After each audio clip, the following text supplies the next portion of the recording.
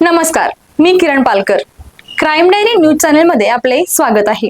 पाहूयात आजच्या ताज्या बातम्या. शहापूर परिसरातील कारखान्याच्या पाठीमागील खोलीमध्ये चोरी झाल्याची घटना समोर आली आहे.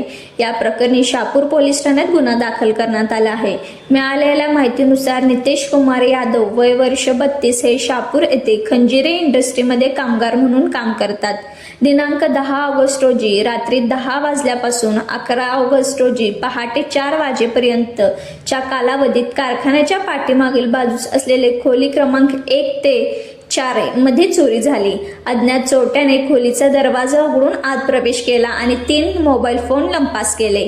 यामध्ये 12,000 किमतीचे ओप्पो A5, 10,000 किमतीचे रेडमी 38 आणि 5,000 रुपयाचे किमतीचे मोटोरोला G64 असा एकूण 27,000 रुपयांचा मुद्देमाल चोरीस गेला आहे. या घटनेप्रकरणी शहापूर पोलीस ठाण्यात गुन्हा नोंद करण्यात आला असून अज्ञात आरोपीचा शोध सुरू आहे. पुढील तपास अंमलदार मुंगसे करत आहेत.